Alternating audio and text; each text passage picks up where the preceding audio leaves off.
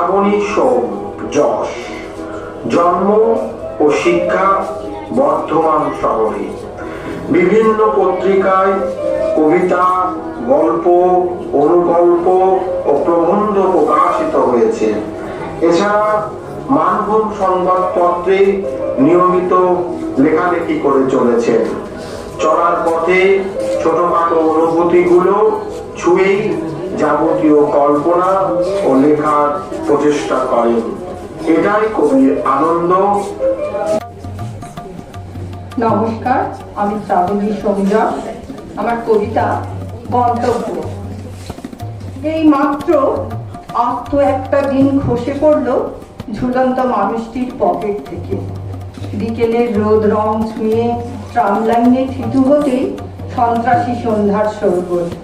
পাশের ফুটপাতে আধ হাত ছায়ায় কায়া ঢাকছে যে জননী, তার মুখে এক অদ্ভুত আলো। সূর্য ঠিকানা বদলালে রোজকার লড়াই বিশ্রাম নেয় বাসি ঘাম। গ্রহণ না জড়ালে সূর্যেরও তো আপাদমস্তক জ্বলন, ওরই মতো। দূরে কোথাও সন্ধ্যের শাঁখে মঙ্গল খোঁজে গৃহস্থ।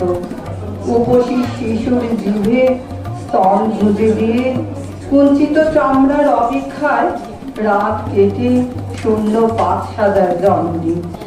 ভিন গ্রহে রাতের বিলাসিতায় ঝুড়ি ঢাকে ফ্যাকাশে গৃহিণী।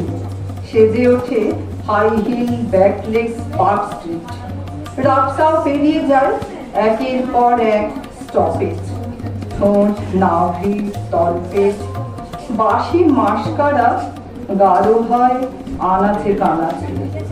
আলো হোক বা আধার, ফকির গেয়েই চলে। পার করো আমারে, জানলেও মানতে পারি কজন, গন্তব্য যে একটাই। নমস্কার।